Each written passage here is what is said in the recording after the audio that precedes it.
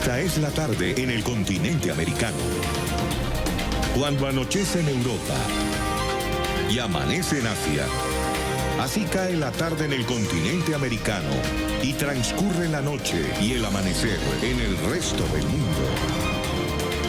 La tarde. Hola, bienvenidos a la tarde de NTN 24, el canal de las Américas. Soy Idania Chirinos. Como siempre, un gusto y un compromiso acompañarles cada día. Mucho más, comenzando la semana.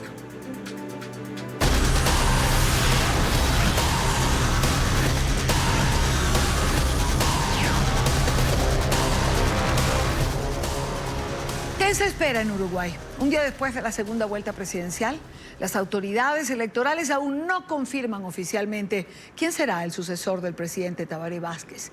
El ajustado resultado del balotaje impidió definir a un ganador entre el opositor Luis Lacalle Pou y el oficialista Daniel Martínez. Se trata de las elecciones uruguayas más reñidas en 15 años. Uruguay vive una situación inédita tras la segunda vuelta electoral de este domingo. Con el 100% de los votos escrutados, el candidato del Partido Nacional, Luis Lacalle Pou, supera en apenas 1,3 puntos al aspirante del oficialista Frente Amplio, Daniel Martínez. La ventaja es de menos de 30.000 votos que no permiten arrojar un ganador claro. ¿Por qué? Los votos observados. Esta carrera presidencial dependerá de la revisión de los votos anulados y los llamados votos observados, que corresponden a los de las personas que no pudieron votar en las mesas que les correspondía originalmente. Estos sufragios suman 35.229, el 1,3%, prácticamente la misma diferencia que separa a ambos candidatos, por lo que la Corte Electoral no puede declarar un ganador. Es por eso que ni Lacalle Pou ni Martínez han dado su brazo a torcer.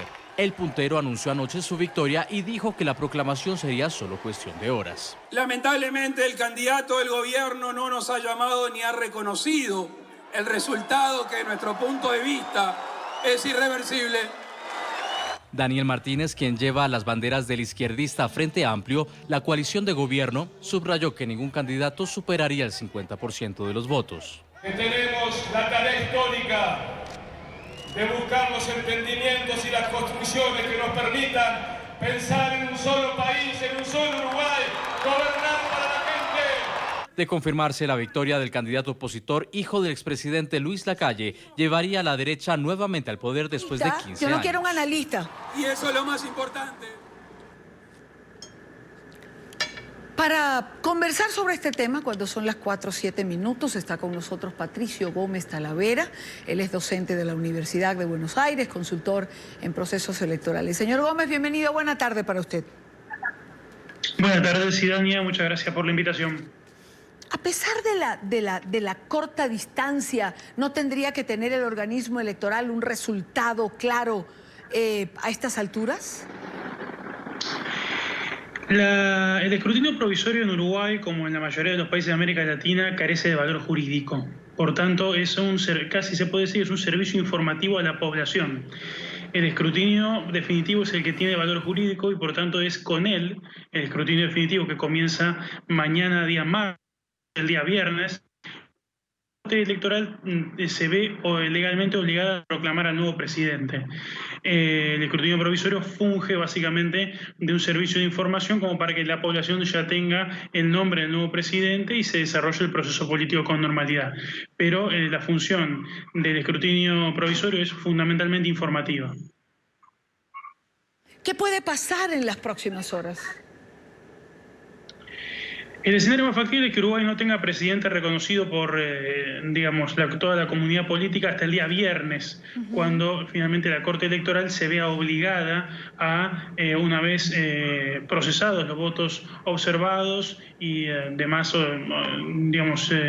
votos impugnados que pueda llegar a surgir en el proceso, pueda estar en condiciones de consagrar legalmente al nuevo presidente constitucional del Uruguay. ¿Una tendencia que para usted se sostiene? Es decir, como dice Lacalle Pou, ¿es irreversible? Creo que el candidato del Partido Nacional tiene razón. Efectivamente, existe la posibilidad matemática de que se revierta el resultado, pero es casi imposible por una razón técnica. Los votos observados suelen repetir el patrón de la mayoría de todo el conjunto de votos. No es que suelen tener una distribución distinta. La misma distribución, en este caso sería una distribución de mitades muy parejas y no sería suficiente revertir con esos votos el resultado. De hecho, pese a que el candidato del Frente Amplio se negó a reconocerlo, hubo un reconocimiento informal de la derrota por parte del jefe de campaña, el intendente de Canelones, Yamandu Orsi. Ahora bien, señor Gómez, cuando se producen este tipo de circunstancias, no se exacerba la incertidumbre, las dudas sobre el proceso, no se logra exactamente lo contrario a lo que tendría que ser un proceso electoral transparente, creíble, o por lo menos que genere confianza en la población en relación a los resultados. La incertidumbre, por supuesto, tienes toda la razón, se dispara y eso dificulta las condiciones de gobernabilidad futura y de administración mientras tanto, hasta que tengamos resultados electorales consolidados. Todo aquí depende de la confiabilidad pública que la población tenga sobre el órgano electoral. Por eso es siempre muy importante que se tenga un organismo independiente y altamente profesionalizado. Incluso en un escenario tan estrecho, es la elección más estrecha de los últimos 45 años, ningún actor ha cuestionado el rol de la Corte Electoral, que es uno de los organismos más profesionalizados del continente y que recuerda, a la luz de otros incidentes totalmente opuestos, como ocurrió recientemente en Bolivia, la importancia de tener un organismo electoral independiente ante situaciones críticas como esta. Es decir, transitamos hacia el viernes con confianza de tener un resultado que pueda arrojar luz sobre este proceso electoral. Personalmente pienso que no hay ninguna razón para sospechar del órgano electoral.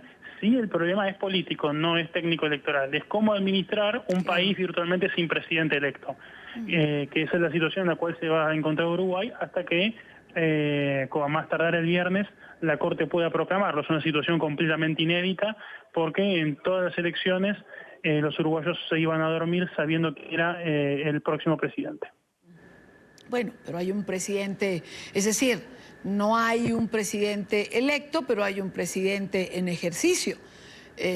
Correcto. Es decir, no es lo normal, no es a lo que se está acostumbrado, pero es decir, no existe, por calificarlo de alguna manera, un vacío de poder que pueda complicar las circunstancias. No, no existe un vacío de poder, pero existe lo que tú refieres de un alto nivel de incertidumbre. O sea, hay empresarios, hay gremios, hay organismos sociales, hay actores políticos que se preguntan, bueno, ¿con quién tengo que comenzar a dialogar para analizar situaciones de sectores, políticas públicas? No puedo hacerlo con el presidente que sale, todavía no puedo hacerlo con la calle Pou porque todavía no está proclamado. Martínez es muy difícil que pueda revertir.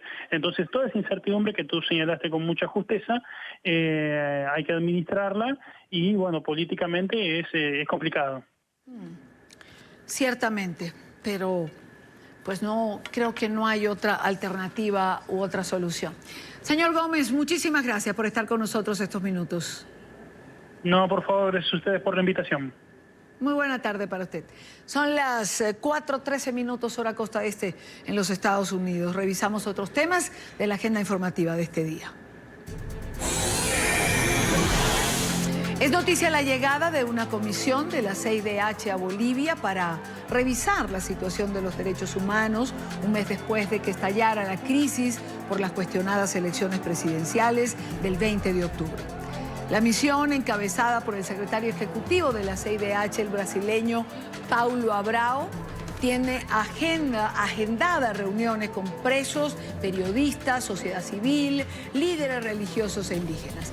El estallido social se ha agravado desde la renuncia de Evo Morales, acusado de corrupción y sedición por las nuevas autoridades bolivianas. Hasta el momento se reportan al menos 32 muertos. A Comissão Interamericana de Direitos Humanos foi invitada a realizar uma missão por 5 dias em Bolívia para verificar la situación de los derechos humanos en el contexto de las protestas, en el contexto electoral, enfocada en la dimensión de la identificación de aquellas personas que fueron fallecidas, de las personas que fueron heridas, también de la observación de cuál es la situación de las personas detenidas. Es noticia el presidente Andrés Manuel López Obrador, quien se refirió a la firma del Tratado de Libre Comercio con Canadá, también con Estados Unidos. Aseguró que su gobierno ha hecho todo para que el TEMEC se concrete y ha pedido a Washington que la política electoral dé el proceso de ratificación. Pedimos de manera respetuosa que no se mezcle la política electoral, las diferencias que se tienen en Estados Unidos con motivo de las elecciones,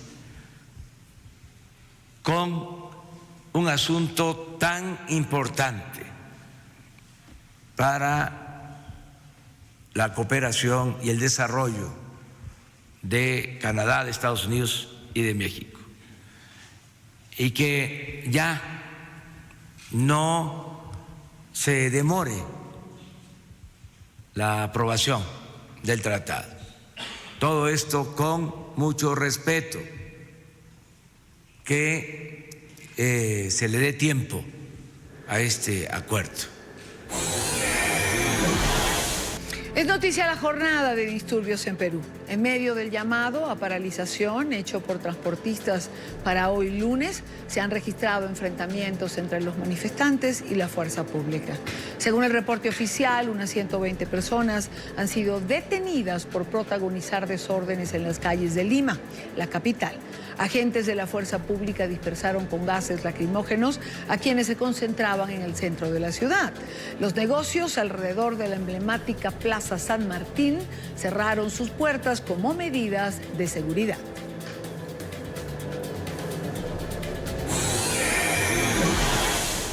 Es noticia el presidente de Colombia, Iván Duque, quien tras 4 días consecutivos de protestas abrió la puerta a un diálogo nacional. La agenda de la conversación nacional propuesta por el presidente Duque girará sobre 6 grandes temas. Mañana comienza la discusión sobre el crecimiento y la equidad, la educación, el medio ambiente, la lucha contra la corrupción, la paz con legalidad y el fortalecimiento de las instituciones también harán parte del llamado diálogo nacional. A esta hora adelanta la reunión en la Casa de Nariño, Palacio Presidencial en Bogotá. Hemos abierto esta conversación nacional, pero las conversaciones nacionales llegan a los 2 territorios. Y yo quiero invitarlos a que ustedes estén con los ciudadanos diciéndoles dónde están las propuestas, dónde están las ideas, cómo alimentamos esta gran conversación, porque al final del día la conversación será efectiva cuando se traduzca también en las medidas que conjuntamente hagamos para mejorar las condiciones de vida de los ciudadanos que están en sus municipios, en sus ciudades, en sus departamentos. Y este gobierno quiere hacerlo con ustedes de manera exitosa. Cuando son las 4:18 en Bogotá, quiero saludar, nos dicen que tenemos a nuestro corresponsal Juan Pablo López, allí en Casa de Nariño. Juan Pablo, muy buena tarde. Muy buena tarde, Dani, es un gusto saludarte. Mira, esta conversación nacional que se ha iniciado justamente después de que la semana pasada hubiera algunas manifestaciones y protestas y algunos pedidos al gobierno nacional, pues se va a iniciar mañana. Ya hay unas reuniones con alcaldes y con gobernadores que el presidente Iván Duque de aquí de Colombia ha hecho sábado, domingo y hoy lunes. En las últimas 36 horas se ha reunido ya en 3 oportunidades con ellos. Esto es con los alcaldes electos y los gobernadores electos que resultaron que van a resultar posesionados a partir del 1 de enero. Y esta conversación tiene que ver justamente con aquellos programas que el gobierno nacional tiene que darle prioridad en el territorio. El presidente Iván Duque ha sido muy enfático en que esa conversación debe llevar a conclusiones claras en políticas públicas y en temas que de verdad conviertan la agenda de desarrollo del país. Por eso ha sido muy enfático en este sentido. En este momento aquí en la Casa de Nariño está reunida la mesa de concertación laboral. Esta mesa de concertación lo que hace es que entre los gremios, los trabajadores, los sindicatos, el mismo mismo gobierno nacional empiezan a discutir cuál va a ser la agenda, cuál va a ser la hoja de ruta para discutir el salario mínimo, el incremento del salario mínimo que se da a partir del 1 de enero del próximo año, y además también para evaluar las condiciones de empleo, que hay que decirlo también, ha subido a 2 dígitos durante los últimos meses, ha subido el desempleo en alguna medida, y esto es una preocupación que tiene el gobierno nacional y la mesa de concertación laboral. Sin embargo, esta mesa de concertación ha servido también a esta coyuntura de paro nacional. Mañana la reunión será con sindicatos, con el gremio de los trabajadores también, con gremios productivos del país para hablar del tema de empleo. El miércoles, en esta gran conversación nacional, se va a reunir el gobierno nacional con los estudiantes, que también convocaron a este gran paro nacional. Y la próxima semana, además, van a hablar del tema de paz, de la estabilización y de la implementación de los acuerdos de paz. Y esta va a ser durante toda la semana y la próxima semana también una gran conversación nacional. Se ha abierto una plataforma digital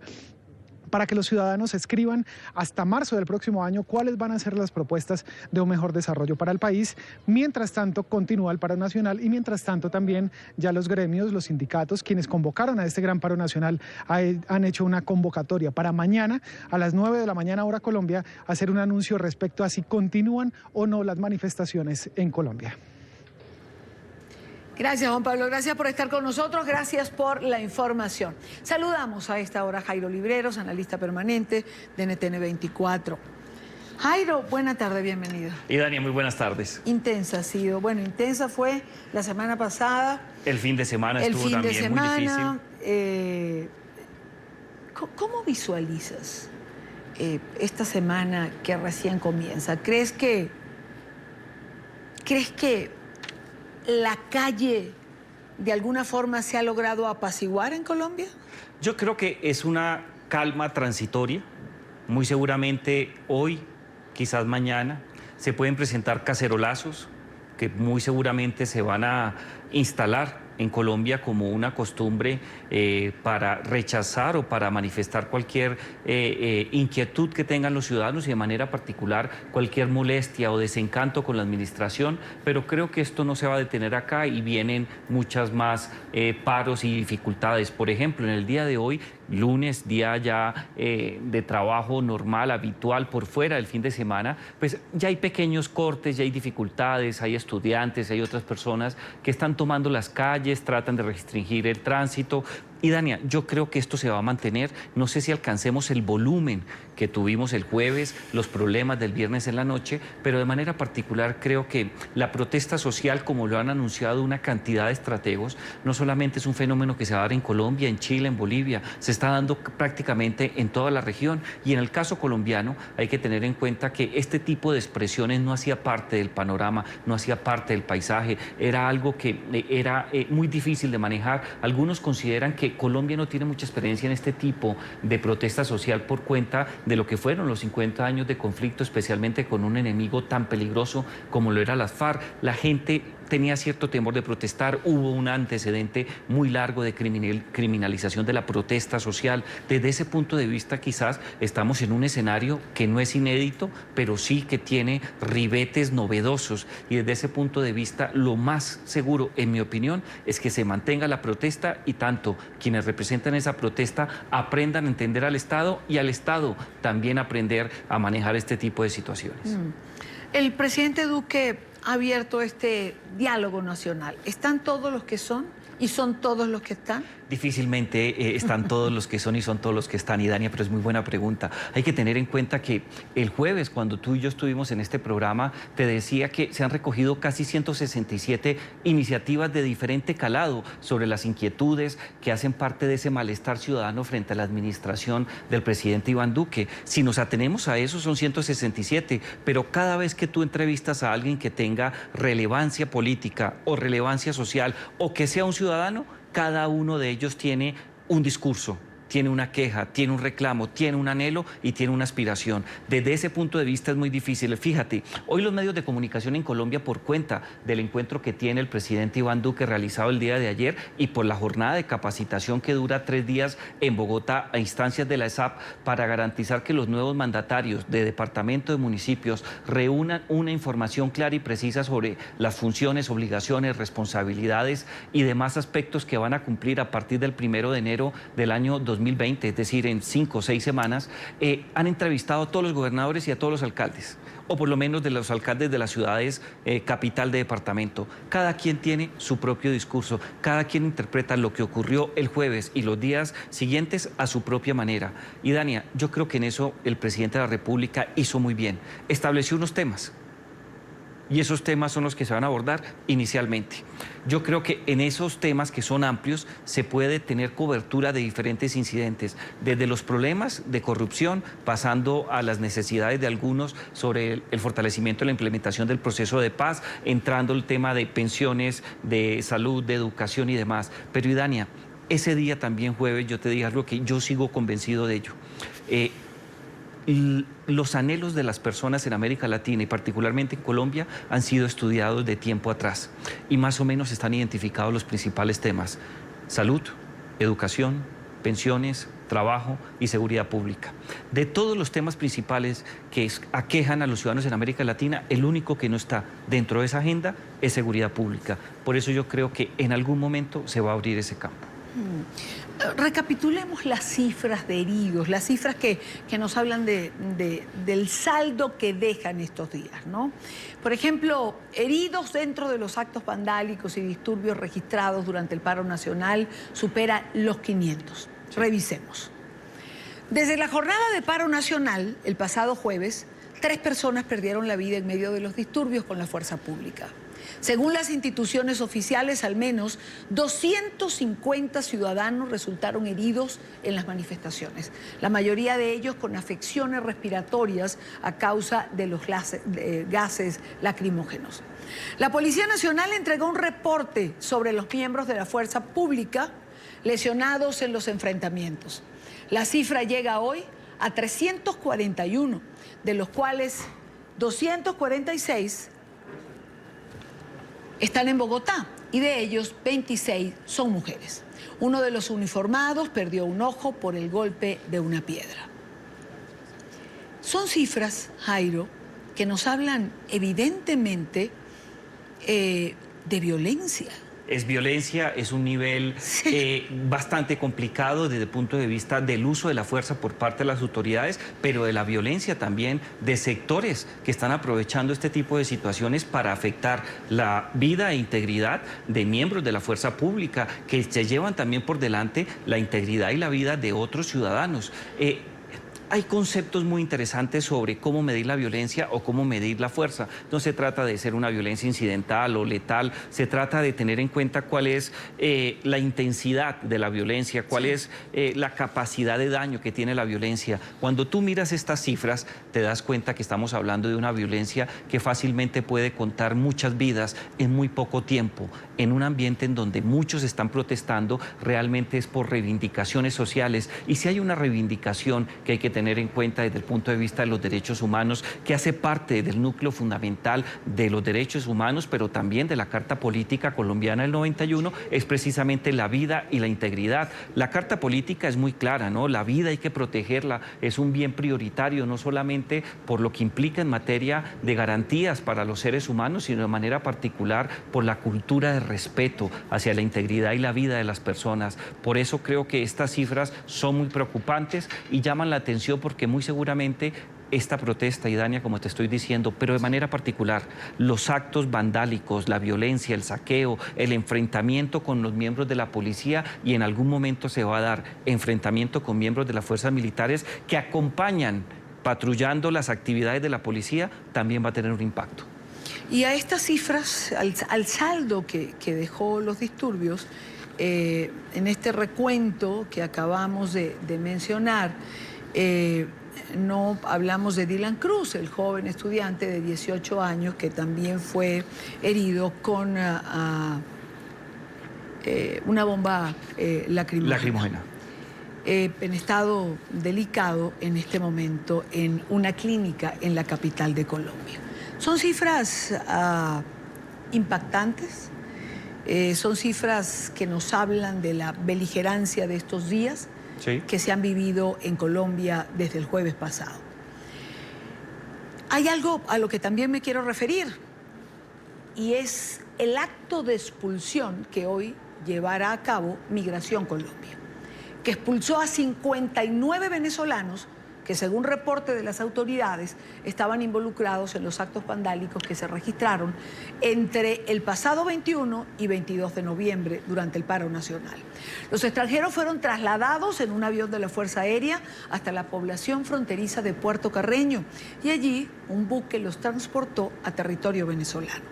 Los expulsados no podrán regresar a territorio en 10 años y posteriormente, si quieren ingresar, deberán pedir una visa. Carlos Arturo Albino tuvo este reporte, trabajó esta nota cuando esto estaba ocurriendo. Veamos. Hola Idania, buenas tardes. Miren, los ciudadanos venezolanos fueron expulsados la mañana de este lunes en un avión de la Fuerza Aérea Colombiana llevado hasta la frontera colombo-venezolana. Según el director de Migración Colombia, estos ciudadanos están directamente vinculados con los vandalismos que se han registrado en las últimas horas durante las protestas en Bogotá. Según Migración Colombia, los 59 venezolanos fueron expulsados porque formaban parte de los vandalismos que se registraron en las últimas horas en la capital del país. Los migrantes tendrán severas sanciones. 45 puestos de control aéreos, marítimos, terrestres y fluviales, donde tenemos la alerta en el sistema, ¿sí? De si se acercan estas personas no van a poder ingresar. Sus informaciones fueron enviadas también a otros países de la región para que tampoco sean admitidos. Pero ¿por qué Colombia decide expulsarlo y no judicializarlos en el país que cometieron el delito? Necesitamos más herramientas jurídicas, ¿sí? Para que estas personas efectivamente paguen de manera inmediata, que se les pueda poner medidas preventivas intramurales para garantizar la tranquilidad y la seguridad de una población. Migración aclaró a todos los venezolanos residentes en Colombia que esta medida es exclusiva para los migrantes que violen las normas y leyes en el país y pidió no hacerse eco de informaciones falsas. Frente a esa información de que van a empezar a ser expulsados, de que van a empezar a tomarse restricciones, sanciones, etcétera, esa es una información falsa, nunca ha salido de Migración Colombia. Lo que hemos venido buscando es precisamente la regularización. El avión de la Fuerza Aérea partió del aeropuerto de Catán en medio de un gran operativo de la Policía de Bogotá y Migración Colombia. El avión iba a aterrizar en el aeropuerto de Inírida, capital de Guainía, pero no se pudo porque ciudadanos bloquearon la pista con temor a que los venezolanos pudieran regresarse, por lo que al final se desviaron a Puerto Carreño en Bichada, donde aterrizaron a pesar de algunas protestas de la comunidad. Miren, y Daniel, el director de Migración también pidió a los ciudadanos colombianos no estigmatizar a los venezolanos. Según el último censo, más de 1.500.000 venezolanos viven en Colombia. Desde Bogotá, Carlos Arturo Albino, para la tarde, NTN 24. Gracias, Carlos Arturo. Este es un tema polémico, por supuesto, porque... Es muy difícil de tratar. Es difícil de tratar, genera xenofobia, ha generado xenofobia, nos ha tocado escuchar comentarios en relación a esto, pero es muy simple. Si Colombia ha abierto las fronteras y ha abierto los brazos a los venezolanos, lo mínimo que pueden hacer los venezolanos que están en territorio colombiano es a comportarse, cumplir con las leyes que rigen en Colombia y bajo ningún concepto, por supuesto, participar en actos, sobre todo en actos vandálicos como lo que hemos visto en las protestas de estos días. La comunidad venezolana en Colombia se siente además apenada con que esto ocurra, pero también hay que hablar, se ha hablado ya, lo ha hecho el propio Christian Kruger la semana pasada, sí, de lo que puede ser la infiltración dentro de esta última ola migratoria que ha llegado a Colombia desde Venezuela. Así es, Idania, y además hay que tener en cuenta que existen ciertas facultades en la Dirección de Migración para tomar decisiones relacionadas con la expulsión y la no judicialización de esas personas.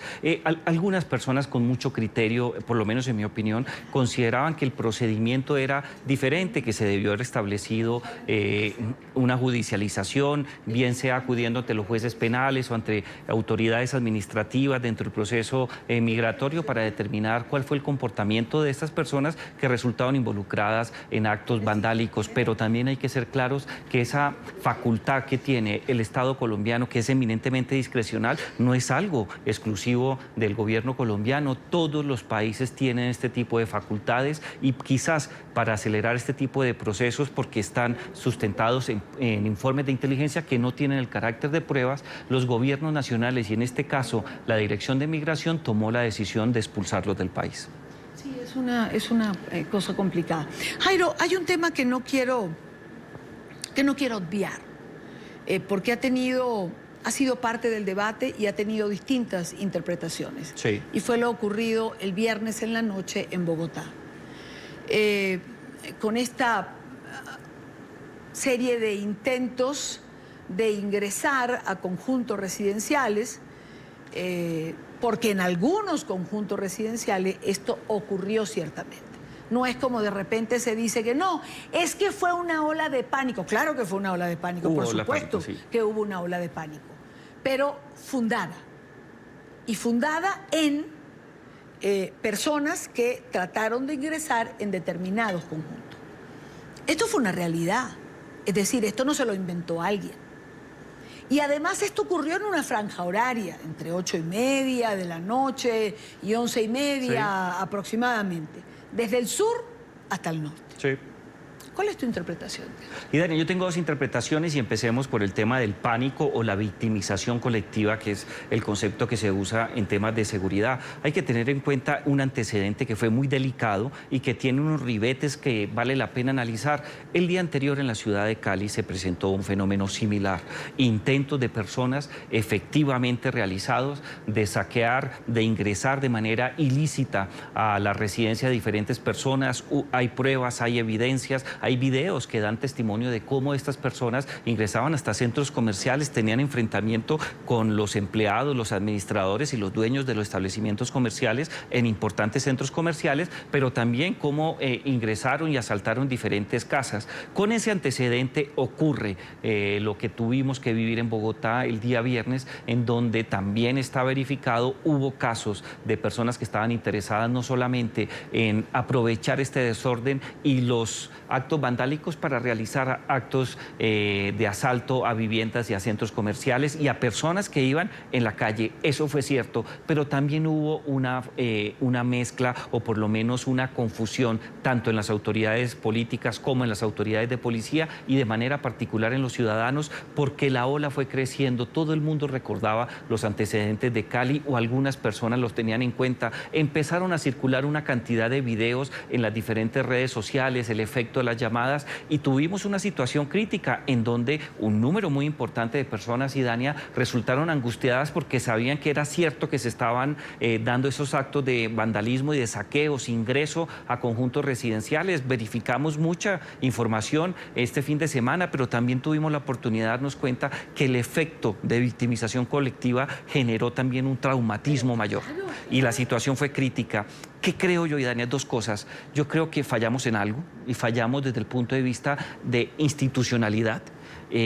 Durante mucho tiempo la policía, el ejército y diferentes autoridades se venían preparando para este tipo de escenarios, pero no logramos dibujar con la anticipación necesaria cuáles eran las características de este escenario, y creo que ahí se presentó una confusión muy grande. Estaba muy claro porque pasó en Cali y en cierta medida en Bogotá. No tenemos el pie de fuerza policial mínimo necesario y requerido para este tipo de situaciones. La policía se vio en una situación crítica, rebasada. En Cali fue necesario un acompañamiento muy fuerte de unidades militares que no solamente acompañaron a la policía, en muchos casos les tocó adelantar procedimientos de patrullaje que calmaron a la gente y de manera particular tuvo un efecto disuasivo frente a una cantidad de personas que estaban pescando en río de revuelto. Hay una pregunta que no quiero que dejes de responderme, no sé si la hice con claridad, y tiene que ver con, detrás de esto, a tu juicio, ¿podría haber algún tipo de planificación? Es que no puedo obviar que de sur a norte, en la capital colombiana, entre una franja horaria determinada, había un mismo modus operandi para generar una misma reacción. Finalmente no entraron en ningún apartamento. ¿Intentaron ingresar a conjuntos residenciales? Sí, eso pasó. Y por supuesto, si en mi conjunto quieren ingresar y yo grito, el que está al lado cree que van a ingresar también al conjunto de al lado y baja y va a tomar las precauciones, y esto genera ese estado de terror que se vivió el viernes en la capital de Colombia. ¿Esto fue espontáneo? No, no es espontáneo y no tengo la más mínima duda. Y Dania, existen 3 pequeñas palabras que en materia de seguridad me permite adelantar un análisis. Hay que determinar, por ejemplo, los mensajes o el comportamiento si tienen un origen claramente identificado, la estructura del comportamiento o la estructura de las formas en las cuales se movilizan esas personas, y algo que es mucho más importante, la simultaneidad de los comportamientos. Cuando revisamos la situación de Cali y revisamos la situación de Bogotá, está claro, Dania, que alguien tomaba decisiones y que esa persona que tomaba decisiones no solamente tenía la capacidad de movilizar a esas personas enviando mensajes por las redes sociales o llamando a la línea de atención de emergencia 123 como se utiliza en Colombia. Se encontraron puntos claramente identificados, coincidencias de voces de personas que en algún momento hablaban en el suroccidente de alguna de las 2 ciudades que estoy mencionando, pero luego existía un cotejo de voces y se encontraban que esas personas también estaban en otros lugares de la ciudad alentando este tipo de situaciones. Se están metiendo ahí una cantidad de problemas relacionados con saqueos, actos vandálicos. Cuando tú miras la estructura de los mensajes o la estructura del comportamiento de esos pequeños grupos, las similitudes son muy llamativas. 4 a 5 personas que gritan, que avanzan, que tratan de saltar, que golpean, que huyen. Y cuando miras el comportamiento determinante para saber si hay alguien que está tomando decisiones y que sabe del tema, la simultaneidad, aparece la simultaneidad, 7, 8 o 9 golpes en un sector claramente identificado. Desaparecen los golpes y se van para otro sector, otro barrio, y ocurre algo similar. Eso se llama coordinación, planificación. Eso se llama, en cierta medida, algunos dicen que actos de terror, otros dicen de terrorismo, otros dicen que son actos subversivos, pero los dos son urbanos. Antes de ir al corte, quiero revisar la situación en Bogotá. Varios sectores sociales tienen programadas marchas y cacerolazos en el Día Internacional de la No Violencia contra la Mujer, que se celebra hoy. En la capital, las movilizaciones fueron convocadas por el Comité Nacional del Paro. Cerrarán con una besatón bajo el eslogan "Hagamos el amor y no la guerra". Carlos Arturo Albino tiene más información. Carlos Arturo.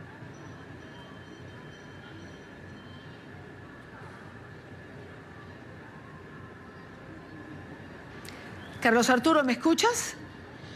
Seguimos acá, Idania, en este cubrimiento especial de las movilizaciones que se han hecho en Colombia. A esta hora 15 grados en la capital del país. Estamos en el... Sí te escucho, Idania. Estamos en el noroccidente. ¿Me escuchas? ¿Ahora sí estabas bien? Carlos Arturo, sigue.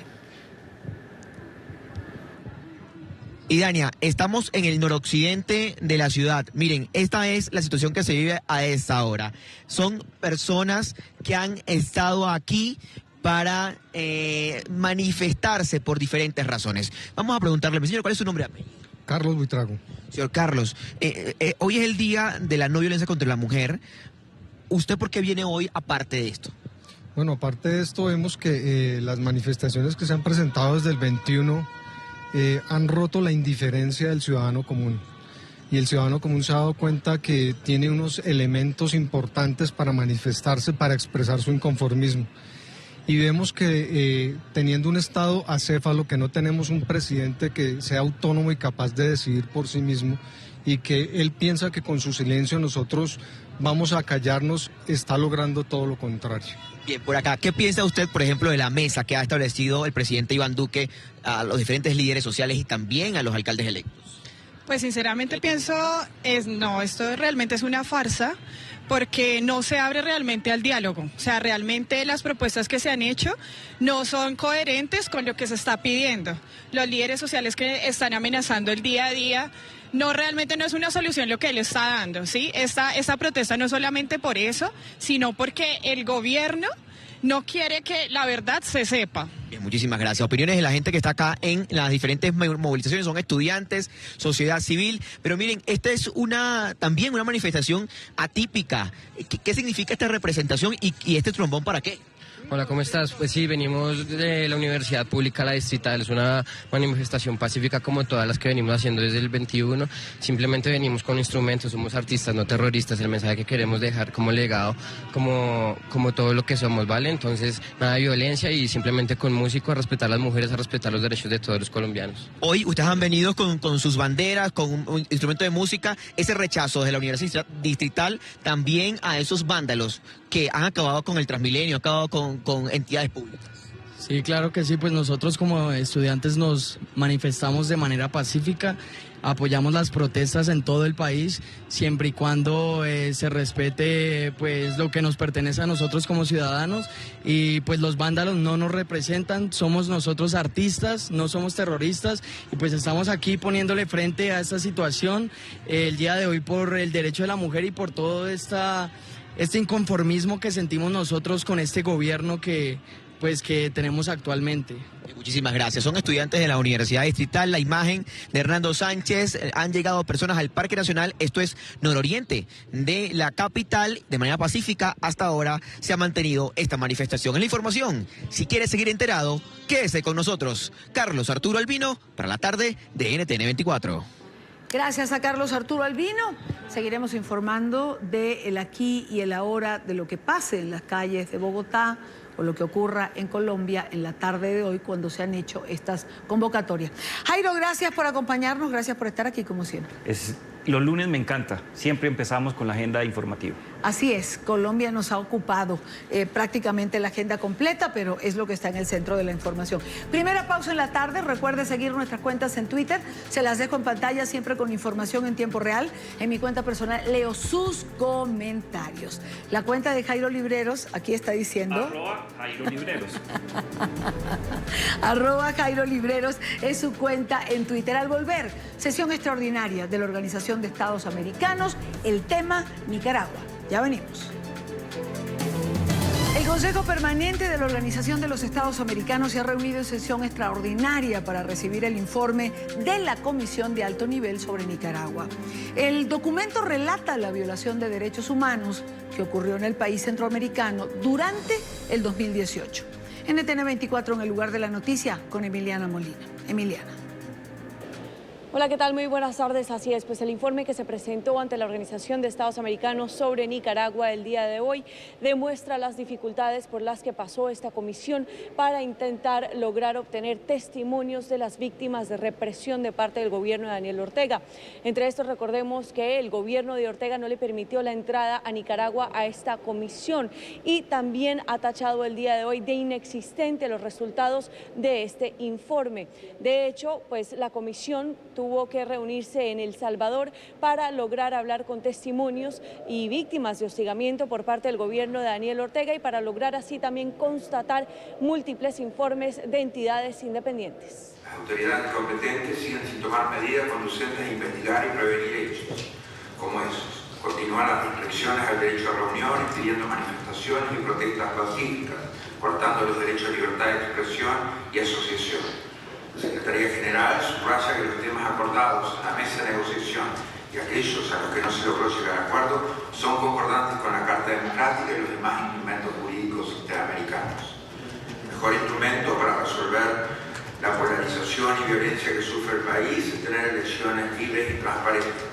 La misión permanente de Nicaragua ante el organismo no solo tachó de inexistente a esta comisión, sino que también rechazó las propuestas o las recomendaciones que hacen en este informe. De hecho, también tuvo un breve altercado con la misión permanente de Costa Rica, a quien le dice que no intervenga en las políticas domésticas de Nicaragua.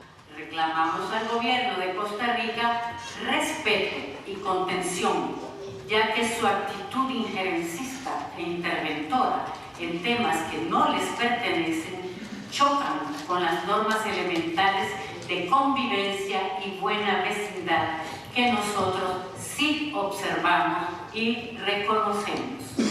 El gobierno de Costa Rica demuestra una vez más hipocresía e ignorancia, así como desinformación e inaceptable alineamiento sobre temas y con grupos que han difamado y continúan difamando a Nicaragua. El informe detalla algunas de las violaciones de los derechos humanos, como por ejemplo en la Comisión Permanente de Derechos Humanos en ese país se paran diariamente entre 40 a 60 policías que intentan frenar y hostigar y también intimidar a cualquier persona que se acerque a esta institución para denunciar violaciones de derechos humanos por parte del gobierno de Daniel Ortega.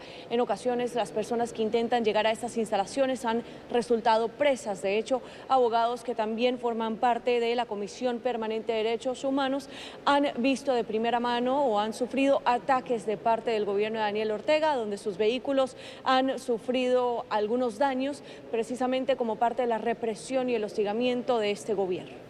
Opositora del régimen excarcelada política, como víctima directa de secuestro, confiscaciones, saqueo y exilio de la mitad de mi familia, puedo decir contundentemente que en Nicaragua lo que existe es un narcoestado terrorista. El pueblo de Nicaragua exige la salida inmediata de Daniel Ortega y de Rosario Murillo. Sabemos que no, estas acciones son diplomáticas y que no son las únicas que debemos de tomar. Son necesarias, pero no serán suficientes. Por su parte, Carlos Trujillo, el embajador de Estados Unidos ante la OEA, asegura que vienen más sanciones en el curso de la próxima semana a funcionarios nicaragüenses y que veremos también más acciones por parte de la Unión Americana. De hecho, el día de hoy la Casa Blanca publicó nuevamente extendiendo la emergencia nacional a Nicaragua por un año más. Esto debido a la amenaza de seguridad nacional que posee este país para los Estados Unidos. Por su parte, la CIDH asegura que ha recibido hasta el momento al menos 220 peticiones para medidas cautelares a personas en ese país. Esa es toda la información que tenemos desde la OEA. Milena Molina para NTN 24. Gracias, Emi, por la información. La aspirante a la presidencia de los Estados Unidos, Elizabeth Warren, arremetió contra el anuncio del multimillonario Michael Bloomberg. La demócrata afirmó que personas que pertenecen al mundo empresarial no deberían participar en las elecciones del 2020, ya que estas no están a la venta. Esta es una de las primeras reacciones conocidas luego de que el fin de semana Bloomberg oficializara su candidatura demócrata a la presidencia de la Unión Americana. Las elecciones no deberían estar a la venta, no a multimillonarios, no a ejecutivos corporativos. Necesitamos construir un movimiento de base. Así es como se supone que debe funcionar la democracia. Simplemente no creo que se trate de anuncios de televisión. Creo que la forma en que los demócratas van a ganar en 2020 es cuando construimos un movimiento de base en todo el país. Así es como trataremos de recibir nuestro mensaje. Es lo que piensa la candidata Elizabeth Warren. Y una de cada 3 mujeres es víctima de algún tipo de violencia en la actualidad. La estadística de Naciones Unidas es empleada como referencia para llamar la atención sobre el Día Internacional contra la Violencia de Género, que se está celebrando hoy, como les comentaba hace unos minutos atrás. Alejandro Rincón, en la ONU, tiene el reporte. Hola, feliz tarde para todos. En este Día Internacional para la Eliminación de la Violencia en contra de la Mujer, es importante recordar una dramática estadística entregada recientemente por la Comisión Económica para América Latina y el Caribe. En el transcurso de los últimos meses han sido registrados por lo menos 2.795 asesinatos de mujeres. América Latina en conjunto es el punto de todo el planeta que es el más letal para mujeres y niñas. Por ejemplo, los organismos internacionales registran que en países como El Salvador hay más de 10.2 asesinatos por cada 100.000 mujeres. Son cifras altísimas las que siguen registrándose en esta parte del mundo, no solo en materia de homicidios, sino también de delitos sexuales y todo tipo de agresiones. Pues es a la luz de esta realidad que hoy en la sede general de la Organización de Naciones Unidas tuvo lugar el principal panel a nivel internacional con el propósito central de llamar la atención de la comunidad internacional sobre la necesidad de hacer más para proteger al género femenino. Me preocupa que cada una de 3 mujeres vayan a experimentar algún tipo de violencia en sus vidas. No hay región libre de esta realidad. Lo que debemos hacer es dar un paso al frente y decir, ya basta. Como en otro tipo de causas, llamar la atención o pedir mayores políticas de los gobiernos a nivel global tal vez no sea suficiente. Ahora mismo hay acciones que todos y cada uno de nosotros podemos poner en marcha y justo ahí también está la clave de lo que fue debatido hoy aquí en la sede general de la Organización de Naciones Unidas. Pedimos una recomendación sobre qué hacer de inmediato, sin más demoras, para trabajar más y reducir los niveles de violencia contra las mujeres. Levántese del sofá, dar like en Facebook no es suficiente. Hay que hacer algo como acudir a las sobrevivientes, hablar con ellas y preguntarles cómo es posible ayudarlas. En el transcurso de las últimas horas, alrededor de esta causa, también ha habido algunas movilizaciones de la sociedad civil. En países de Europa, por ejemplo, se han registrado jornadas de protesta. Incluso para las próximas horas, en la noche de este lunes, aquí en la ciudad de Nueva York, un conjunto de organizaciones defensoras de los derechos de las mujeres prevén organizar una jornada de protesta en reclamo de mayores políticas públicas de protección a las mujeres. Es lo que tenemos para ustedes por ahora. Continúen con más en la tarde. Gracias, Alejandro Rincón. Tiempo de una nueva pausa en la tarde. Al regreso, sigue la fuga de cerebros en Venezuela. Según reporte de la ONG Fe y Alegría, el 25% de los maestros han huido del país. ¿Y cómo no hacerlo? Con la situación que actualmente atraviesa Venezuela. Regresamos con más. Quédense. Continuamos con más en la tarde de hoy. Son las 6:08 en Caracas y precisamente en Venezuela. Los maestros están en condiciones deplorables. La educación ha decaído junto con las condiciones en que laboran. Según la red educativa de Fe y Alegría, cerca del 25% de sus educadores han huido de sus puestos de trabajo. Hay maestros en condiciones de desnutrición y no pueden ni siquiera costear el transporte para ir a sus trabajos. Luis Alejandro Laya tiene el reporte. Hola, buenas tardes. En Venezuela la crisis de la educación se agudiza. Fe y Alegría, una organización religiosa con apoyo del Estado, ha comenzado a vivir una gravísima crisis. Este lunes han asegurado que al menos 25% de sus docentes han huido, se han dedicado a otras profesiones o han migrado de Venezuela. Esto porque el salario no les alcanza. Muchos de ellos no ganan ni siquiera 2 sueldos mínimos. Esto no les alcanza para comprar casi ningún alimento, mucho menos para mantener a sus familias. Aseguran, están en una situación tan caótica que ya no tienen ni siquiera cómo subsistir. En esta semana en la escuela hicimos un chequeo médico. Hay docentes desnutridos. La crisis de los maestros es gravísima. Muchos no tienen ni qué comer. Hoy en Venezuela un maestro gana cerca de $8 mensuales y esto no alcanza para casi nada. Tan solo la canasta básica alimentaria supera los $223. Que no nos alcanza lo que ganamos para ir para el pasaje, para alimentar a nuestro chamo o para poderlo mandar a nuestro colegio con una ropa que huela limpio. Denuncian que es insostenible la situación, es inviable. Han reclamado en decenas de oportunidades al Ministerio de Educación, han protestado, enviado cartas e incluso se han reunido con el ministro Aristóbulo Isturiz, quien aseguran se ha burlado de ellos. Nosotros los docentes estamos cansados, estamos agotados, estamos decepcionados de no recibir ni siquiera una respuesta. Porque los derechos humanos básicos que ellos necesitan para poder vivir cada día, esos derechos humanos básicos ellos no los tienen. Ellos solo han exigido lo que es justo y está establecido en la ley de educación. Y el contrato colectivo que han firmado les deben 220% de aumento. En 2018 ganaban 10 salarios mínimos y hoy apenas alcanzan 1,5. Les redujeron las primas en 90% y les quitaron los bonos. Esto ha hecho que muchos de los maestros migren o se dediquen a otras labores. Solo en Fe y Alegría el 25% de los maestros, más de 1.700, han dejado sus puestos. Los propios alumnos han tenido que ver a sus profesores huir y despedirse de sus puestos de trabajo. Los profesores se despiden de nosotros y nos dicen que ya no pueden más, que deben buscar otras opciones. Esto ocurre porque los profesores aseguran que les han robado el valor de su profesión y su dignidad. No deben ese derecho a la recreación de nuestros hijos, poderlos llevar al cine, poderles comprar un helado. Eso es justo, no nos lo podemos dar nosotros. También señalan que todas estas condiciones laborales se suman a la grave crisis de los servicios públicos. Muchas veces no hay electricidad o agua en los planteles y tienen que enviar a los niños a sus casas por falta de salubridad. Señalan esto ha impedido que se pueda impartir la poca educación que hoy se puede dar en Venezuela. Desde Caracas, Venezuela, para la tarde de NTN 24, Luis Alejandro Laya. Gracias Luis Alejandro por este informe. Yo, primero, antes de saludar a nuestra invitada, quisiera hacer un comentario para nuestra teleaudiencia. Fe y Alegría, que es una organización de la Iglesia Católica que tiene muchos años de trabajo en zonas populares, donde en oportunidades los diferentes gobiernos no podían llegar. Ahí estaba Fe y Alegría.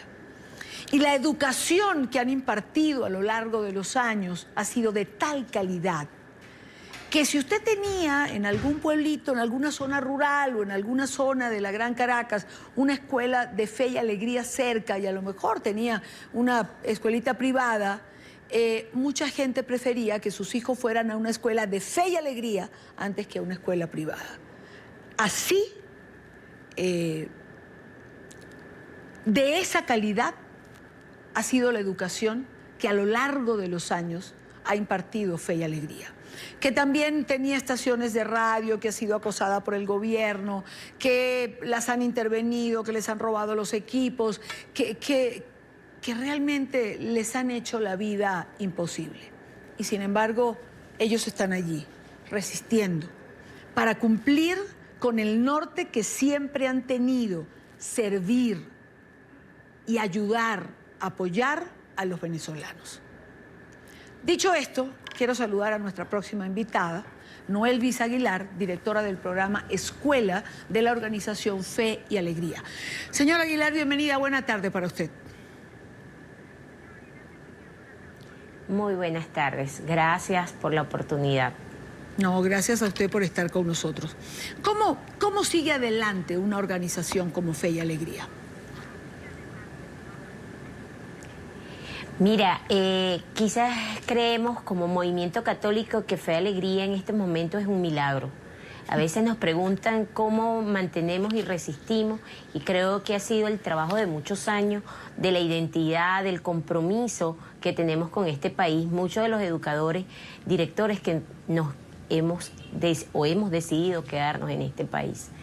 Y gracias a esa cantidad de maestros, maestras, profesores, que nos hemos quedado en Fe y Alegría, haciendo múltiples sacrificios para llegar a nuestro lugar de trabajo y poder atender en estos momentos cruciales del país, donde la situación, donde la vida se hace cada vez más difícil.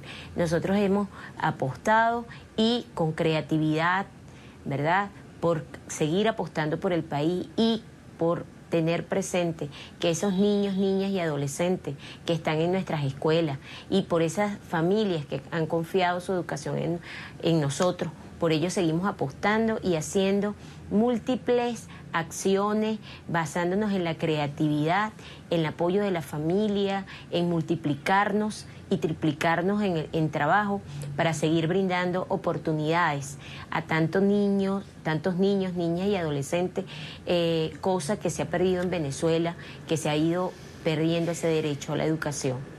Claro, pero ¿cómo cubrir la expectativa? ¿Cómo ser constante con esa creatividad, con ese norte de apoyar a la familia venezolana, a esos niños que todavía están en Fe y Alegría, sin tener los recursos necesarios? Es decir, ¿cómo afrontar esta crisis, por ejemplo, de profesionales de la educación, si el 25% ya ha migrado y no está con ustedes?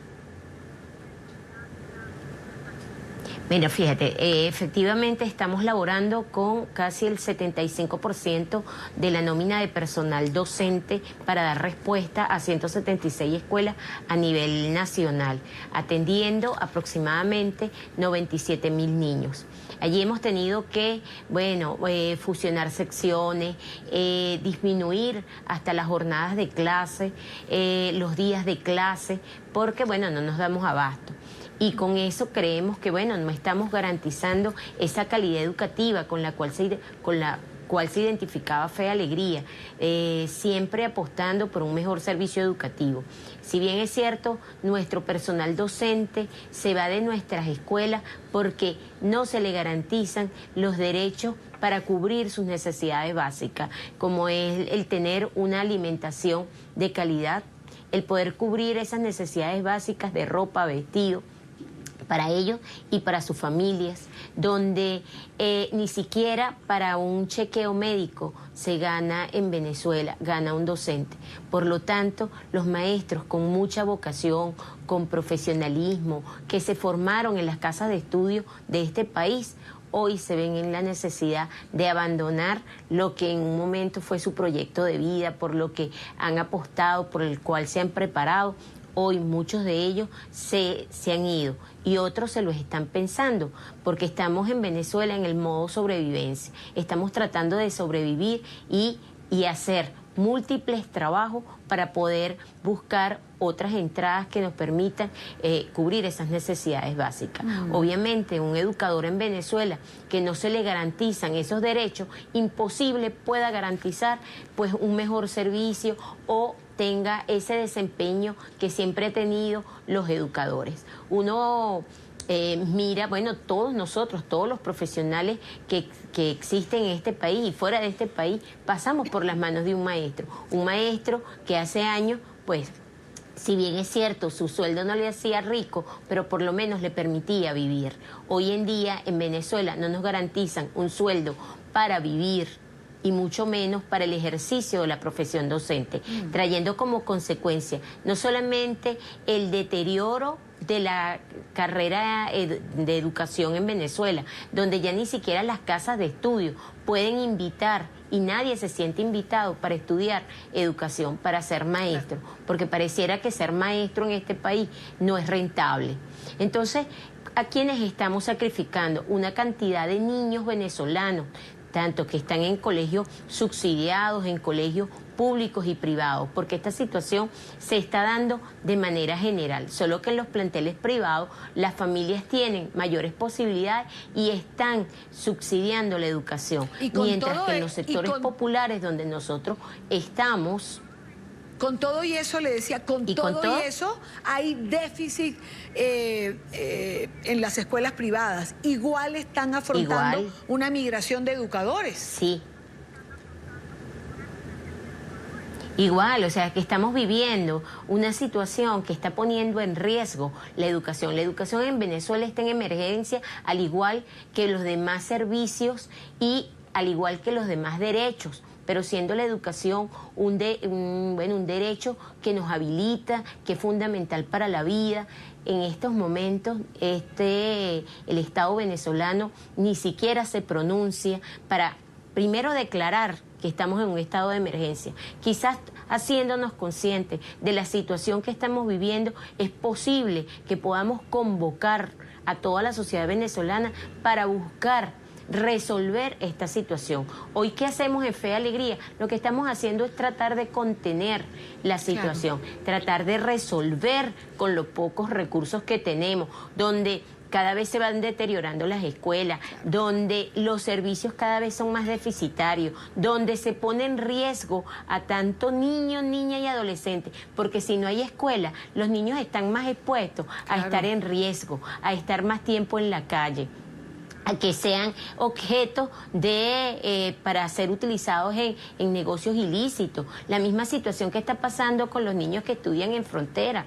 Claro. La cantidad de niños que están al sur de este país, en el arco minero, que no están asistiendo a la escuela porque no hay maestros y se los tienen que llevar a las minas. ¿A quién le importa qué va a pasar con esos niños el día hoy y mañana? ¿Dónde está su presente y su futuro? Yo sí creo que la educación en Venezuela está en terapia intensiva, que tenemos que hacernos conscientes de ello, que esto no es una lucha de maestros, esto es una lucha de esta sociedad. Sin educación, nosotros no vamos a poder superar toda esta situación tan dura que nos está tocando vivir. Pero fíjese una cosa. Entonces, el llamado, primero, el ministro de Educación. Ajá. Fíjese una cosa, señora Aguilar. Usted acaba de decir algo medular. Sin educación no vamos a poder superar esta situación. ¿A usted no le parece que eso es, o sea, esto es exprofeso? Es decir, esto es planificado para que no superemos, o no supere Venezuela esta situación, porque sin educación no hay nada. Y el régimen tiene que saber que está asfixiando a la educación. Sí, yo me imagino que está muy consciente del daño que se está ocasionando a la educación y a toda su población. Y donde estamos y donde está acumulando una deuda muy grande con estas generaciones venezolanas, porque es muy triste ver cómo nuestros jóvenes que están en bachillerato no tienen un futuro, no tienen un proyecto de vida, sienten que sus expectativas no se cumplen en este país. No hay motivación para proseguir estudios, no ven que estudiando pueden ascender socialmente. Y eso pues no es más que el resultado de estas políticas que tenemos en nuestro país. Y que es triste, porque yo sí creo que en un mundo de oportunidades, con unos jóvenes con tanto talento, se les pueden brindar muchísimas oportunidades, y sobre todo en estos sectores, en sectores populares, donde debemos tener la mejor educación. Pareciera que el legado es otro, y ante eso, ante la negativa de un Estado de pronunciarse y resolver este problema por el cual está atravesando Venezuela. O sea, claro, nosotros no podemos tener, mira, si bien un niño sin escuela es un problema, pero una escuela sin maestro tampoco funciona. Entonces, si no hay maestro, les estamos negando el derecho a la educación a tanto niño. Yo sí creo que aquí hay que ver, bueno, no sé, a nivel internacional, a nivel nacional, y todos los venezolanos tenemos que abocarnos por lo menos a defender la educación, porque si comenzamos a defender la educación, yo estoy segura que vamos a recuperar los demás ámbitos de este país que están muy graves y que también nos están afectando en nuestra calidad de vida. Ojalá y así sea, porque usted lo ha dicho, sin educación no hay nada más. Y sin educación, pues un pueblo es preso de cualquier régimen como el que lamentablemente actualmente tiene Venezuela. Muchísimas gracias, señora Aguilar, por estar con nosotros en la tarde de hoy. Gracias. Son las 6:24 minutos en Caracas, en Venezuela, donde la Asamblea Nacional se alista también para la transición. La Comisión de Justicia y Paz, que preside la diputada Delsa Solórzano, estaría creando el marco jurídico para que haya justicia en Venezuela. El Parlamento ha documentado cada uno de los casos de violación a los derechos humanos con el fin de resarcir los daños una vez que se logre el cambio hacia una democracia. Este es un informe de Oliver Fernández. La justicia transicional no significa impunidad. Habrá castigo para quienes hoy han violado los derechos humanos en Venezuela. Nosotros a lo largo de todo el año hemos venido dando atención integral a nuestras víctimas, no solamente desde el punto de vista jurídico, a través de la atención que brindan nuestros abogados de la comisión totalmente ad honorem, sino también desde el punto de vista psicológico. Hemos estado levantando sus testimonios y acudiendo a la comunidad internacional con la finalidad de alcanzar determinadas medidas que puedan beneficiar y proteger de alguna manera a nuestras víctimas. Entre tanto, cesa el proceso de violación de derechos humanos que hoy estamos viviendo en el país. Cuando se habla de violaciones a los derechos humanos, no solo se refiere a la represión y a la tortura. Nos referimos también, por supuesto, a aquellas víctimas de violación del derecho a la salud cuando sabemos que en nuestros hospitales no hay insumos suficientes. Uno de los casos es el del diputado Juan Requesens, a quien se le violó su inmunidad parlamentaria y fue sometido a la tortura. 3 de las más importantes organizaciones defensoras de derechos humanos piden la excarcelación inmediata. La Comisión Interamericana de Derechos Humanos igualmente ha emitido una resolución y también lo ha hecho la Unión Interparlamentaria. Así que vemos por lo menos 3 organismos internacionales de suma importancia, repito, el Grupo de Trabajo de Detenciones Arbitrarias, la Comisión Interamericana de Derechos Humanos y la Unión Interparlamentaria. Estos 3 organismos se han pronunciado con 2 aspectos fundamentales, o 3 mejor dicho.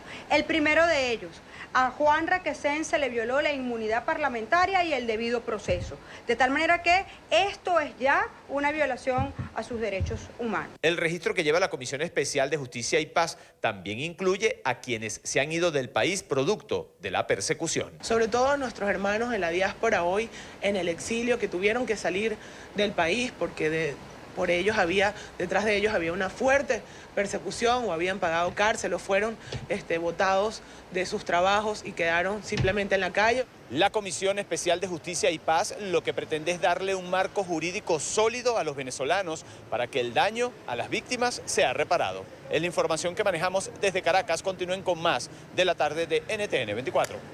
Gracias a Oliver Fernández por la información. Hacemos una pausa en el programa. Los invito...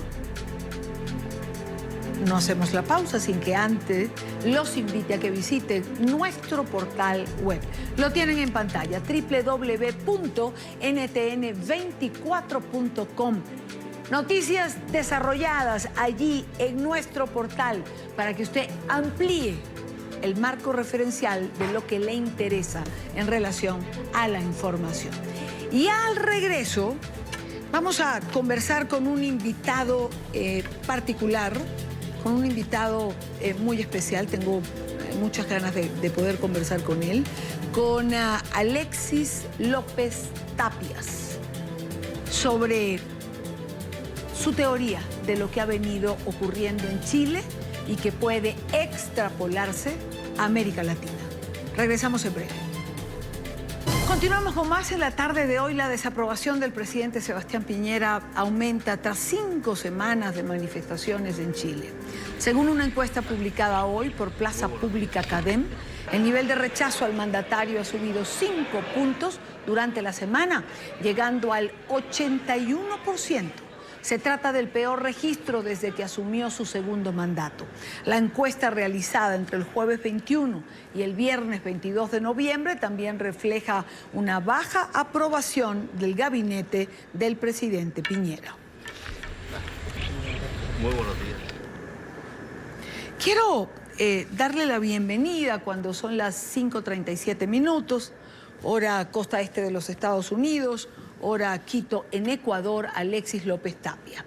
Él es investigador científico, histórico y director de rutas de nuestra geografía sagrada y también energía alterna. Señor Alexis, bienvenido. Muy buena tarde para usted. Muy buenas tardes para ustedes también y muchísimas gracias por esta oportunidad de conversar con el canal y con la audiencia, por supuesto. No, gracias a usted por atendernos. Estuve viendo un video que ha circulado en redes donde usted explica lo que ha venido ocurriendo en Chile.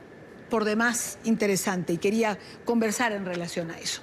Usted decía que Chile ha venido siendo atacado a través de un modelo que se denomina revolución molecular disipada, que es un modelo que habría sido creado por Félix Guattari. ¿Usted nos quiere explicar de qué se trata esto? El modelo de revolución molecular disipada, que efectivamente uno de los autores es Félix Guattari, pero también está Gilles Deleuze, está también Foucault y otros autores de la deconstrucción, que es el modelo filosófico bajo el cual se desarrolla este sistema revolucionario, implica que en comparación a las revoluciones del pasado, donde tú tenías una figura pública, por ejemplo un Robespierre en la Revolución Francesa, que era una cara visible, en este modelo de revolución molecular disipada no tienes un interlocutor, porque no hay una cabeza visible, no hay una sola persona o un grupo particular al que se le pueda adjudicar en la ejecución de la revolución. Y efectivamente en Chile, a contar del 18 de octubre pasado, hemos sido víctimas de un ataque de este modelo que comenzó con la evasión, esto es, el saltar los torniquetes del metro de Santiago, de estudiantes, bajo una consigna que era de la evasión a la insurrección, que es una consigna de manual, literalmente está en la portada de uno de los libros de Deleuze, un estudiante saltando un torniquete, que implicaba el ponerse en desacato a la autoridad para de allí escalar hacia una insurrección generalizada en el país. Entonces, los últimos 36 días Chile se ha visto sistemáticamente atacado en su infraestructura de transporte. Numerosa cantidad de las estaciones de metro de Santiago fueron atacadas, vandalizadas y quemadas, por ejemplo, incendiadas.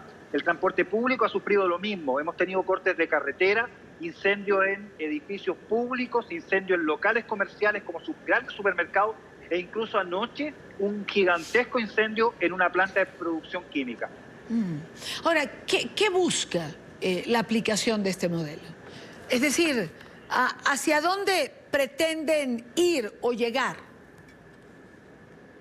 En el caso chileno, yo diría que los objetivos estratégicos a corto plazo eran muy claros. Uno, que usted lo acaba de mencionar en la aprobación del presidente de la República, era lograr el derrocamiento por la fuerza o bien la dimisión, la renuncia al cargo o la destitución, que también se ha avanzado en eso en el Parlamento, del presidente de la República, Sebastián Piñera.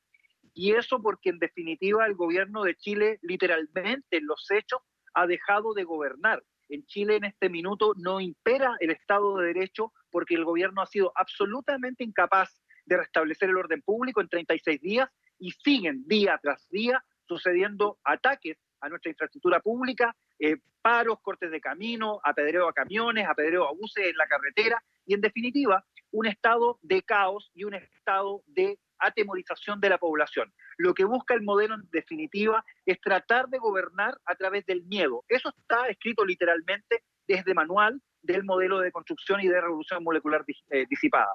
Luego, el segundo objetivo estratégico de esta revolución era obligar a los chilenos a tener que aceptar que se nos imponga el ir hacia una asamblea constituyente. Una asamblea constituyente que ya en el pasado gobierno de Bachelet había sido intentada de imponer, pero que no triunfó porque simplemente en Chile a la gente no le importa y no le interesa tener una nueva constitución, pero en este caso, vía la presión a través de la violencia, se ha logrado que la clase política, como una respuesta a la llamada demanda de la calle, conceda que vayamos hacia una nueva constitución, que una de sus posibilidades es que sea una asamblea constituyente.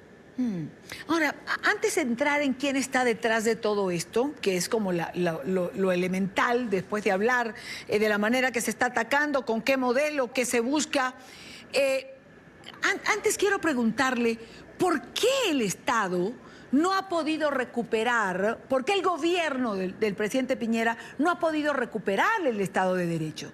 Es decir, lo que hemos visto es que ha cedido ante todo, que no hay instrumentación de la justicia, que no hay procesos contra las personas que han destruido más de 80 estaciones de las 136 estaciones del metro de Santiago de Chile.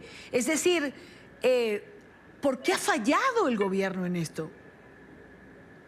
Yo lo primero que quisiera decir es que creo que es primera vez en la historia de Chile que ocurre una situación como esta y el Estado en su conjunto no estaba preparado y la inteligencia del Estado tampoco anticipó lo que ha venido ocurriendo. Esos son dos fallos fundamentales.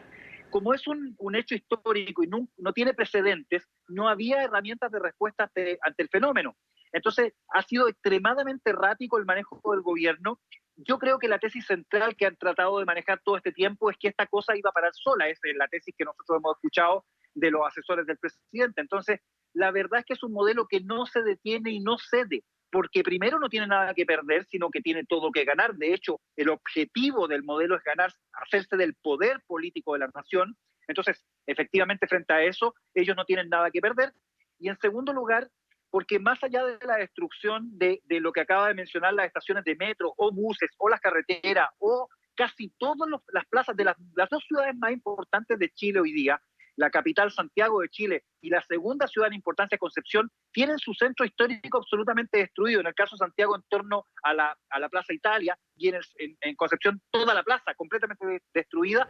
Se han saqueado locales hasta 12 veces ahí en ese lugar. Y lo que eso importa es el cese de la normalidad en el país. Lo que busca el modelo básicamente es que la gente deje de tener una vida normal y pase a vivir en un estado de crisis y caos permanente.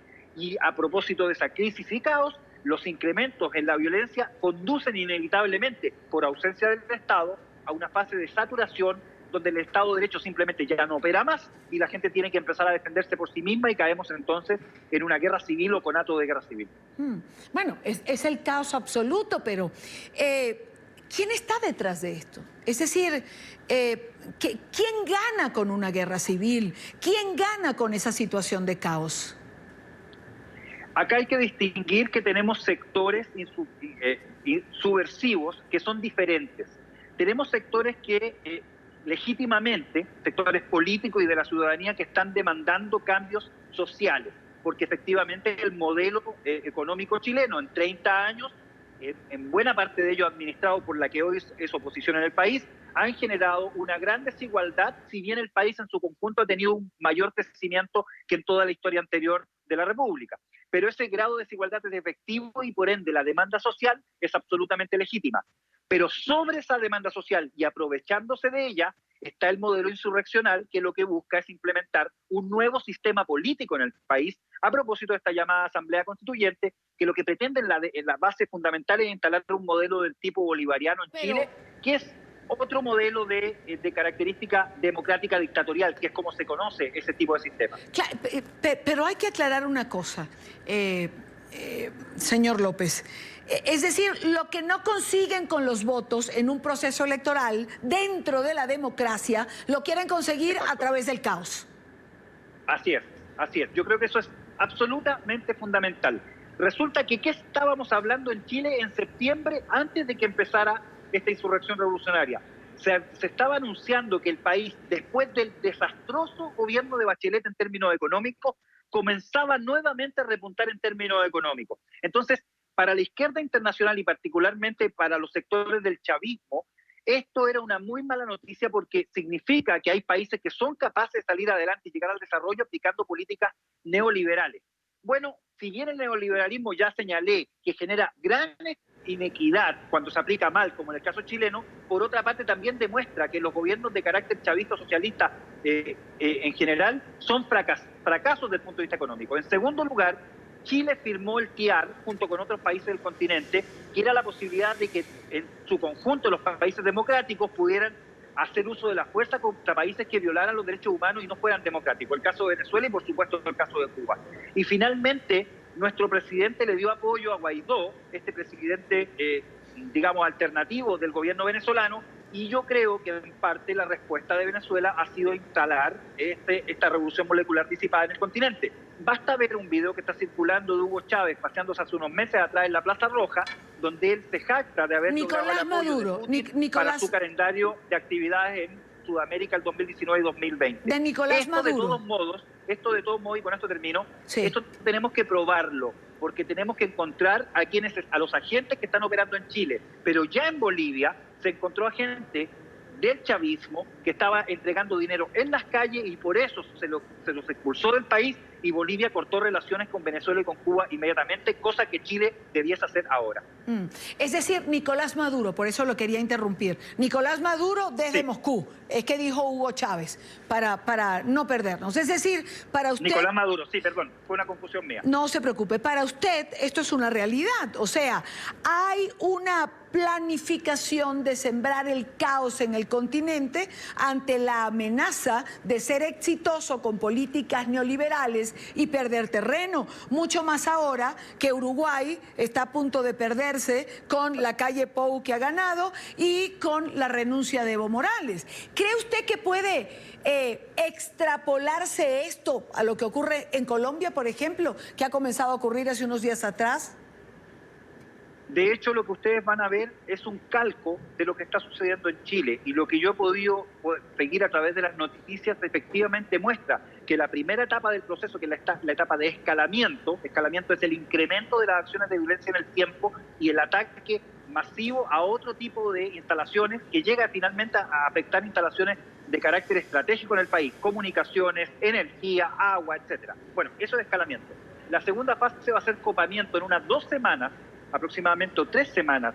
Si en Colombia continúan las protestas diarias, los saqueos, los incendios y otro tipo de cosas que se pueden producir, van a tener ustedes que la policía ya no puede responder porque está agotada, porque ha tenido que trabajar intensamente durante día tras día con una exigencia enorme para la cual no está preparada y finalmente porque no da abasto. Entonces empieza a haber ausencia de Estado de Derecho, que es lo que ha venido ocurriendo en Chile en forma sistemática, para llegar finalmente a una etapa que se llama de saturación, donde estamos todos saturados, porque no podemos ir al trabajo, porque la vida se fue al diablo realmente, porque ya no podemos vivir normalmente. En Chile, por ejemplo, hoy día ya no hay toque queda, pero la gente va a su casa antes de las 8 de la noche, ya nadie circula en Santiago, porque hay miedo y temor, que es lo que yo decía al inicio de la entrevista, que es el objetivo primario de este modelo de revolución. Bueno. Así que sí, efectivamente, uno puede hacer el símil con la situación en Colombia y por eso es tan importante que los colombianos, entendiendo esto, tomen medidas rápidamente. Bueno, es lo que ocurre en Venezuela. Es decir, hay una forma de gobierno que se instaura a base de terror y crisis. Ahora, ¿cómo en el caso de Colombia puede detenerse esto? Es decir, informando qué hay que hacer. La sugerencia que con toda humildad yo tendría que hacerle al gobierno colombiano es que haga algo muy diferente de lo que ha hecho nuestro gobierno. Nuestro gobierno en forma sistemática no ha informado a la población realmente de lo que está ocurriendo en el país, porque se requiere que día tras día el propio presidente o el primer ministro informe, mire, hoy tuvimos, a propósito de estas demandas sociales que sí son legítimas, todos estos actos de violencia que son absolutamente condenables y que todos condenamos. Entonces tuvimos tantos saqueos, tantos ataques a cuarteles, tantos buses quemados, etcétera, etcétera. Eso la población lo tiene que entender, porque la mayor parte de la gente que legítimamente puede estar protestando por cambio en la situación social no está de acuerdo con que le destruyan el país a propósito de esas mismas demandas. Ciertamente, y es lo que uno puede ver cuando entrevista a quienes están manifestando. Y es lo que hemos visto en entrevistas que se hacen después de estas destrucciones o de este ataque a la infraestructura que hacen cuando aparecen estos encapuchados. Señor López Tapia, me encantaría tener más tiempo para conversar con usted, me parece absolutamente interesante, pero creo que ha sido por lo menos esclarecedor. Muchísimas gracias por estar con nosotros. Le agradezco mucho la oportunidad y mi mejor deseo al pueblo de Colombia de que resista que le impongan la normalidad como forma de vida. Resístanse a que le impongan el caos en su vida. Gracias. Buena tarde para usted. Buenas tardes. Resistan a que se imponga la anormalidad como forma de vida. ¿Y eso qué significa? Hacer cada día lo que hacemos cotidianamente. Trabajar, ir a un centro comercial, lo que hacemos cada día. Eso es resistir. Rápidamente al corte, ya venimos.